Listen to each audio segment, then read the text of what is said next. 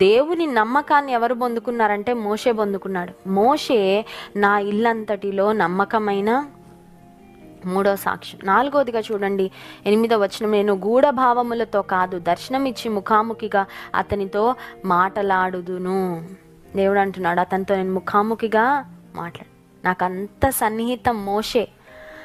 ఆ తర్వాత మాట, అతడు యెహోవా స్వరూపమును నిదానించి చూచును, కాబట్టి నా సేవకుడైన మోషేకు విరోధముగా మాటలాడుటకు మీరేలా భయపడలేదు. దేవుడు ఒక మనిషి కొరకు ఇంతగా మాట్లాడారా?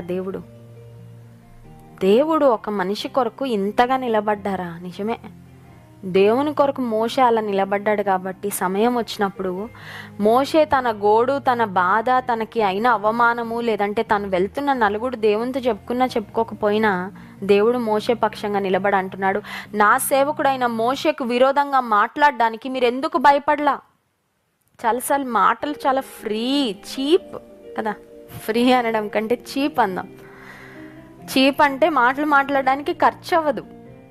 అందుకని కొంతమంది చాలా చీప్ కాన్వర్జేషన్స్ చేస్తూ ఉంటారండి. చాలా దిగజారిపోయి మాట్లాడుతూ ఉంటారు. తెలీదు, వాళ్ళకి ఏమీ తెలీదు, విషయాలు తెలీదు, వివరాలు తెలీదు, వాస్తవాలు తెలీదు, చీప్గా మాట్లాడుకుంటూ ఉంటారు. ఎందుకంటే మాటలు చీప్ కదా, ఫ్రీ. ఎంతైనా మాట్లాడచ్చు, ఎంతసేపు అయినా మాట్లాడచ్చు, ఎలా అయినా మాట్లాడచ్చు. బ్లాక్ని వైట్ చేయండి. మిరియాం అనుకుంటుంది నా తమ్ముడి మీదే కదా నేను తిరగబడ్డాను. I have every right to speak against my brother. నా తమ్మునికి విరోధంగా మాట్లాడడానికి నాకు సర్వ హక్కులు ఉన్నాయి, నేను అక్కను కాబట్టి. దేవుడు అంటాడు, నీకు అర్హత లేదు. ఎందుకంటే మోషేకున్న యోగ్యత చాలా గొప్పదమ్మా. మోషేకు నేను ఇచ్చిన స్థానం చాలా గొప్పది. మోషేకున్న విలువ చాలా గొప్పది. మోషేకు నాతో ఉన్న సాన్నిహిత్యం చాలా గొప్ప. నీ కుటుంబంలో ఉన్నాడేమో కరెక్టే, but he is in a spiritually another level. ఆత్మీయంగా చాలా ఉన్నత స్థితిలో ఉన్నాడు. అతనికి విరోధంగా మాట్లాడడానికి మీరెందుకు భయపడట్లేదు? God looked in to a family dispute. కుటుంబంలో వచ్చిన కలహాన్ని దేవుడు పట్టించుకున్నట్లుగా మనం గమనిస్తూ ఉన్నాం. కుటుంబంలో కలహాలు వస్తున్నప్పుడు కుటుంబ కలహాలు దేవుడు పట్టించుకోడు కాబట్టి కుటుంబ కలహాలలో అన్యాయంగా మాట్లాడినా, ఇష్టానుసారంగా మాట్లాడినా పర్వాలేదు అనే ఆలోచనలో ఉంటే ఆ ఆలోచన ఈరోజే విరమించుకోవాలి. ఎందుకంటే ఒక్క కుటుంబంలో జరిగిన ఒక్క పరిస్థితిని దేవుడు ఎంతగా పట్టించుకుంటే తన రక్తం చేత కొనబడిన తన ప్రియ బిడ్డలైన మన జీవితాల్లో జరిగే పరిస్థితులు కూడా దేవుడు పట్టించుకుంటాడు అనే ఒక గ్రహింపులోకి మనం రావాలి. ఇప్పుడు దేవుడు ఎప్పుడైతే వారిని గద్దించాడో, అహరోనును మిర్యామును గద్దించిన వెంటనే అక్కడ ఒక ఎఫెక్ట్ జరిగిందండి, ఒక పరిస్థితి జరిగింది. ఏంటి ఆ పరిస్థితి అంటే 10వ వచనం, మేఘమును ఆ ప్రత్యక్షపు గుడారం మీద నుండి ఎత్తబడిన అప్పుడు మిర్యాము హిమము వంటి తెల్లని కుష్టుగలదాయను. అహరోను మిర్యాము వైపు చూచినప్పుడు ఆమె కుష్టుగలదిగా కనబడెను. 11వ వచనం, అహరోను, అయ్యో నా ప్రభువా, మేము అవివేకులము, పాపులమైన మేము చేసిన ఈ పాపమును మా మీద మోపవద్దు. వెంటనే దేవుని కోపం మిర్యాం మీదకి దిగి వచ్చింది. మిర్యాము దేహమంతా కుష్టుతో నింపబడినప్పుడు అహరోను దేవుని సన్నిధిలో వెంటనే క్షమాపణ అడుగుతున్నాడు. వెంటనే దేవుని సన్నిధిలో తన తప్పిదాన్ని ఒప్పుకుంటా ఉన్నాడు. నీ కుటుంబానికి విరోధంగా నువ్వు మాట్లాడావా? అన్యాయంగా మాట్లాడావా? దేవుని సేవకులకు విరోధంగా మాట్లాడావా? తెలియకుండా రహస్యంగా మాట్లాడావా? సెల్ ఫోన్లో మాట్లాడావా? లేదంటే సోషల్ మీడియాలో మాట్లాడావా? దేవుని బిడ్డలు వారు ఎవరైనప్పటికీ వారికి విరోధంగా నువ్వు మాట్లాడితే దేవుడు ఊరుకోడండి. ఇక్కడ అదే చూస్తూ ఉన్నాం మనం. నీ తల్లి దేవునితో నడిచే స్త్రీ అయితే ఆమెకి విరోధంగా నువ్వు మాట్లాడితే దేవుడు ఊరుకోడు. నీ తండ్రి దేవునితో నడిచే వ్యక్తి అయితే ఆయనకు విరోధంగా నువ్వు మాట్లాడితే దేవుడు సహించడు.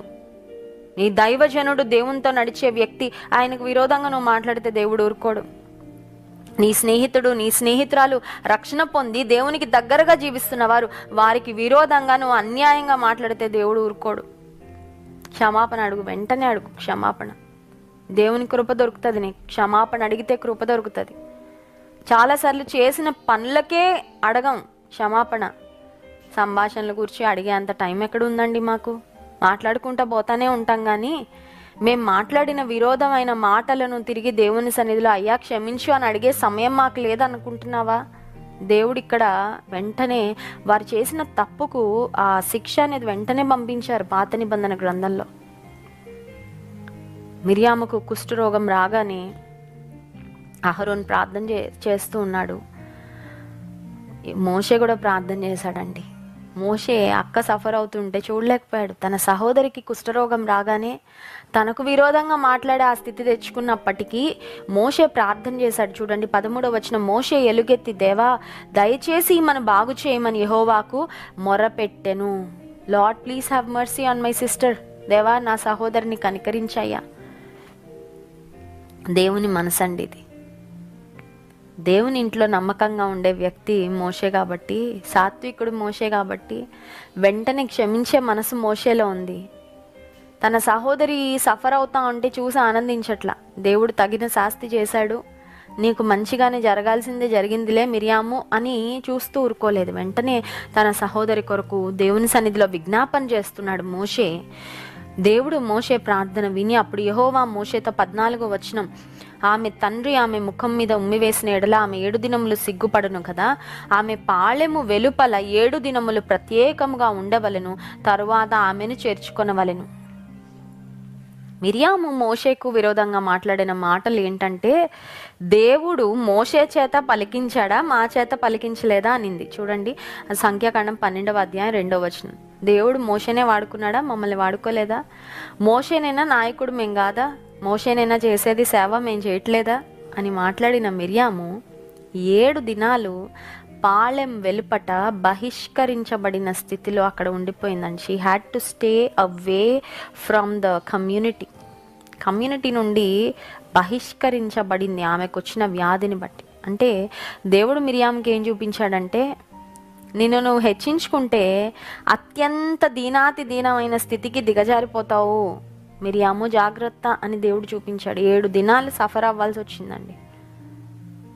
కొన్నిసార్లు హెచ్చించుకునేటప్పుడు ఆ హెచ్చించుకోవడం యొక్క ఆఫ్టర్ ఎఫెక్ట్స్ ఎంత డేంజరస్గా ఉంటాయో తెలియక చాలా త్వరగా చాలా ఈజీగా హెచ్చించేసుకొని గొప్పగా ఫీల్ అయ్యి అందరినీ తూలనాడి నీచంగా హీనంగా ఈజీగా మాట్లాడేస్తాం.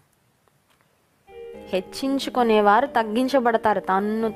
తమ్మును తాము హెచ్చించుకునేవాడు తగ్గించబడును, తమ్మును తాము తగ్గించుకునేవాడు హెచ్చించబడును. దేవుని వాక్యంలో ఉంది. హెచ్చించుకుంది మిరియాము, దేవుడు తగ్గించి చూపించాడు. ఇదిగో నేను తగ్గిస్తే ఇలా ఉంటుంది, నేను తగ్గించడం కంటే ముందే నువ్వు తగ్గించుకో, బెటర్ నీకు అని దేవుడు మిరియాముకు చూపించాడండి. 7 దినాలు పాలెం వెలుపట బహిష్కరించబడిన స్థితిలో ఆమె ఉంటే ఆ తర్వాత ఇశ్రాయేలీయుల ప్రయాణం కూడా ఆగిపోయింది ఆమె వల్ల. చూడండి 15వ వచనం, కాబట్టి మిరియాము 7 దినములు పాలెము వెలుపలనే గడిపెను. మిరియాము మరలా చేర్చబడు వరకు జనులు ముందుకు సాగరైరి. 7 రోజులు కుష్ఠరోగము, 7 రోజులు మనుషులను అందరి నుండి విడిగా ఒంటరిగా ఒక దీన స్థితిలో మిగిలింది. ఆమె వలన ఇశ్రాయేలీయుల యొక్క ప్రయాణము 7 దినాలు ఆగిపోయింది.